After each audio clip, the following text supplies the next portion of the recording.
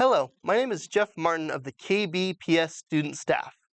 I'm here with my guest, newly selected Rose Festival Princess Ciara Rowden of Parkrose High School.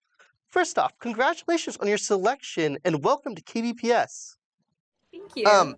how does it feel to have been selected to be princess for your high school? It, it honestly feels really exciting and a little surreal.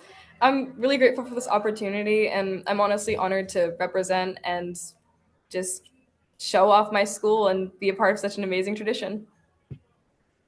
I can't imagine. What was your community's reaction to that? I mean, this is a big deal, isn't it?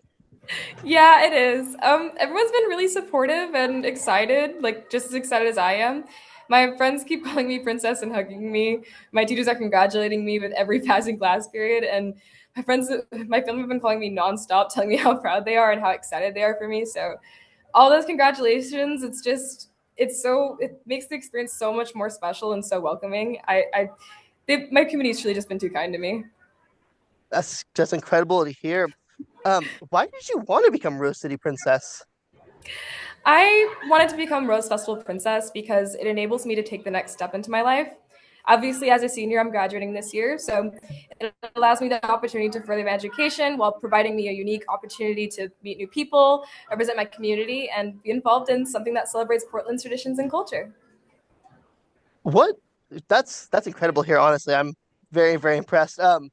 What life experience helped you to build this confidence to run for such an important position? Well, I'm in I would say about, I forgot exactly how many because I'm in quite a few, but being involved in more than like five school activities like Advent and leadership while volunteering for things like Link Crew and the Blood Drive have for sure helped me build confidence and taught me how to work with people of different backgrounds and people of different natures. So I would say those experiences and the people I've met along the way that have supported me definitely helped me feel ready to take this opportunity. Incredible. I was looking through like your bio, and there's some really impressive stuff. You got a lot of stuff here. I was like, God dang, um, how do you find the time for all this? I mean, you got like so much. There's actually, I believe the list that you have is probably outdated. There's actually a updated one that has more stuff on it. Um, Honestly, I would say I wouldn't even say there's not even prioritization that comes to it because to me, like every last aspect of what I do is important. But it's more like everything that I do kind of falls into place. And if it doesn't, then I see, oh, maybe I can make half of this event and then do half of that one. Or I just try to work around things and make sure that I'm still showing up for each thing that I promised to do. So I would say I don't really know how I find the time. I just kind of go for it and just kind of do what I got to do. I mean, it's really impressive. Honestly, I'm looking through this. I'm like, God dang. Um, so on a different topic for a little bit, this year's theme is Imagine Magic. What does this mean to you? To me, imagine magic means believing that some moments, whether they're small or large, and connections can create something really special. My whole speech was about how we're all like flowers, and when we connect, we can create something beautiful, something special, like a beautiful garden. Community is all about bringing people together and celebrating creativity, positivity, and community spirit. So, imagining magic isn't just imagining the future. To me, it's reflecting on our past to celebrate our present and look forward to the future. I mean, yeah, I mean, I can see you have a lot of social justice stuff with Next Up and a bunch of this other stuff. Could you tell me a little bit more about some of this? Like, I see National Honor Society, Improv Club, Key Club. Could you like elaborate on some of this stuff? Because I've never heard of some of Yeah, this, like the Key Club. Yeah, the Key Club is actually a national organization. What they do is we are part of districts, and in these districts, we have like our lieutenant governors and we have like club presidents and stuff. And so, as a club president, my job is to run the meetings and get our members connected and search like volunteer opportunities for us to do. So, us as a club can like we have different projects that we can do. Like I think right now we're doing a charity project where essentially we do fundraisers to raise money and then we donate it to our IMHC. And then there's also other like we can just go volunteer around the school, like go pick up garbage, stuff like that. Mm. And then in other clubs like improv, I actually joined that club last year because my friend needed enough members to kickstart the club. So I was like, you know, I got you, I'll do it. So I joined that club, and what we did there is we just did a bunch of like theater exercises, and then they would throw prompts out there, and it's like, okay, all of a sudden just pretend that you're moonwalking on at a McDonald's, for example, and then you just gotta go from there and you just gotta roll with the scene. It's all fun and games. There's nothing like serious there. It's very, very, very just fun and silly. And then in Hmm. National Honor Society, we also do a lot of volunteer work. We kind of just go around. We do service projects and stuff for our quarter. Um, right now, actually, we are working on our current service project is to go to our middle school across the street, and we are supposed to tutor the students there if they need help Ah. once a month at least. I plan to go 3 times this month because I'm a little busy this month, but you know. I mean, you have all this stuff you have, but you also found time to self-teach yourself Japanese and Spanish. That's Yeah. incredible. Um, what kind of inspired you to learn those two languages? So for Spanish, at my school, well, actually for most schools, if you want to go to college, you're required to learn 2 years of a language, and my school only offers Spanish. So I took Hmm. it in my freshman sophomore year. I would have taken it my junior year, but my schedule got a little full, so I kind of had to drop it. Can But I was imagine. like, okay, why stop here though? I can just start learning it on my own. I have a lot of friends who speak Spanish. I can Hmm. listen to others like Spanish songs and get assimilated in the culture. Hmm. Parkrose is the most diverse school in Oregon, so there are quite literally a lot of students here that already speak different languages. So I was Hmm. like, okay, I can learn from my peers. I can ask them, how do I say this in Spanish? How do I do that? And then my interest to learn Japanese, I don't really know where that one came from, to be honest. I kind of just, I was like, let's just pick up another language. And I really like Japanese music, so I feel like that's part of where it came from. But there's just something about I feel like it's because a part of me wants to visit like other places when I get older, and so one of those Hmm. places I visit is Tokyo, Japan. And I don't want to be one of those like foreigners where I'm like I don't speak a little, not even a little bit of the language. I want to at least be able to ask them how do I get here? How do I go there? So, yeah, I feel like that's where that came from. I can tell you it is a difficult thing. This summer I went over to Japan. It is not fun not speaking the language. I can totally Yeah. see the need for that. Yeah, I guess I'll start with like what kind of music are you like what kind of Japanese music are you listening to? Just out of sheer curiosity. Ooh. I think I listen to some of the music I listen to in Japanese is rock music. I'm a big fan of rock music. I like music Hmm. that's loud. It's like in your face. It gets you pumped up, energized. Hmm. I love that. I also listen to a lot of pop Japanese music. I Mm, just find it so fun. It sounds so good. it definitely does. Yeah. And then the other kind of music I listen to, I not like specifically a genre, but I like listening to like more mellow, sadder kind of Japanese music too. It just Hmm. like it kind of puts me in my feelings. It makes me emotional, especially when I learn like the lyrics and what they're saying. It's just like, oh, I just love it. Um, you mentioned in your bio your favorite place to visit is the Mississippi Street. What's like your favorite part of the fair, as you've So it's mentioned? actually tradition for my family. Every year, my great grandmother, she recently did pass away.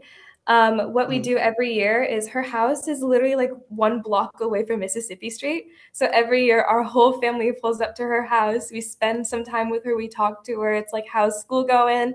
And then from there on, the whole family walks together to Mississippi Street since it's just literally right up the street. And Mhm. so that's always just been like a family tradition that I've loved. I love looking at the shops with my family. I've gotten to invite friends a couple of times, which made me so happy because it's like, oh my God, like I get to share this part of my family with you guys. And it's so yeah, Mississippi Street just, it's, oh my, I don't even know how young I was when we started that tradition, but every year we've just done it. And I love Mississippi Street because of it. Um, you mentioned your avid speaker contest. And I'm curious, what was your speech about? Yeah, so the prompt that year was about confidence. It essentially asked, I don't exactly remember because it was Of 2 years course. ago now, but Yeah. it was kind of like how did Avid help you find your confidence? And so my whole speech was about in 5th grade, I went to a school that wasn't very the right fit for me. The teacher I had was very in a way, it felt like I was trapped and that I had no voice and that there was no way that I could survive. Like that's how dire it Hmm. was. Because obviously, again, I'm a kid. It's like it feels like the end of the world. And so I moved into a new school district. I moved into Parkrose School District for 6th grade, and I joined my Avid class. And Mm, my teacher, she was like, I think this class would be a good fit for you. I think you'd like it. And in the middle of sixth grade year, I joined Avid. And at first, I was really nervous in the class. I didn't have any friends. I didn't know who to talk to. I was just kind of like, guys, no one look at me. Oh my God. But it didn't take very long for all my classmates to feel more like family instead of strangers.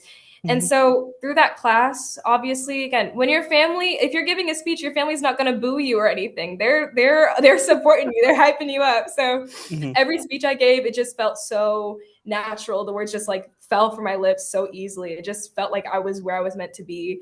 And so through that, mhm. it's like, okay, any speech I do, guess what? Even if there are people who don't like it, I'm still going to be me because there are still people out there who will support me. And so from Definitely. that point on, I was able to rebuild my confidence through Avid at my new school. And so Mhm, therefore, when I wrote my speech, I just wrote literally about how the metaphor that I used was that I was a tree stripped of its bark because I was so vulnerable and bare. And mhm. so it's like through Avid, I was able to rebuild that bark and have confidence. And I was like, that's why I'm speaking to you, educators.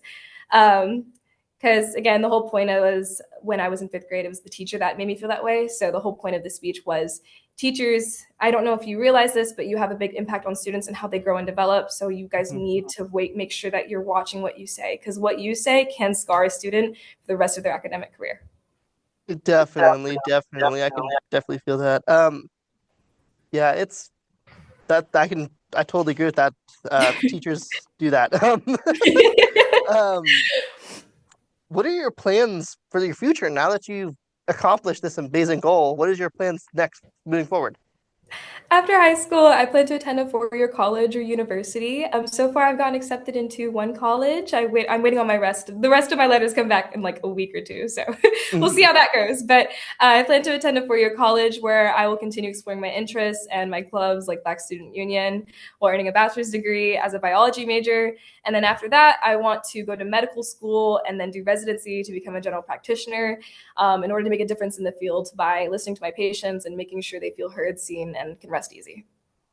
Do you have a dream school for this? Yeah, I do.